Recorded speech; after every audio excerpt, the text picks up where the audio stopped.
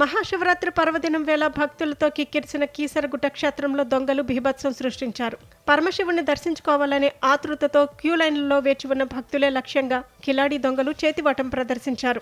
శివరాత్రి సందర్భంగా కీసరగుట్ట శ్రీ భవానీ రామలింగేశ్వర స్వామి వారి దర్శనం కోసం భక్తులు పెద్ద సంఖ్యలో తరలివచ్చారు. భక్తులు దైవ దర్శనంలో నిమగ్నమై ఉంటే దొంగలు మాత్రం దోచుకోవడానికే వచ్చారు. భక్తుల రద్దీని అదనుగా తీసుకున్న దుండగులు క్యూ లైన్లలో దర్శనానికి వెళ్తున్న ఓ మహిళ మెడలో నుంచి 5 తులాల బంగారు గొలుసును అత్యంత చాకచక్యంగా తెంచుకుని పారిపోయారు. ఒక్కసారిగా తన మెడలోని గొలుసు మాయమవడంతో బాధితురాలు లబోదిబోమంటూ పోలీసులను ఆశ్రయించింది.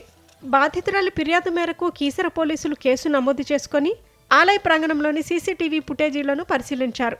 రద్దీగా ఉన్న సమయంలో ఈ చోరీ జరగడంతో పాత నేరస్తుల పనేనా లేక అంతర్రాష్ట్ర దొంగల ముఠా ఏమైనా ఈ ఘాతుకానికి వడిగట్టిందా అనే కోణంలో దర్యాప్తు చేపట్టారు. శివరాత్రి వేళ వేలాదిగా తరలివచ్చే భక్తుల భద్రత కోసం భారీగా పోలీసు బలగాలను మోహరించినప్పటికీ పోలీసుల కళ్లు గప్పి మరీ ఈ చోరీ జరగటం భక్తులను ఆందోళనకు గురిచేసింది. నగలు ధరించిన మహిళలు అప్రమత్తంగా ఉండాలని పోలీసులు ఈ సందర్భంగా హెచ్చరిస్తున్నారు.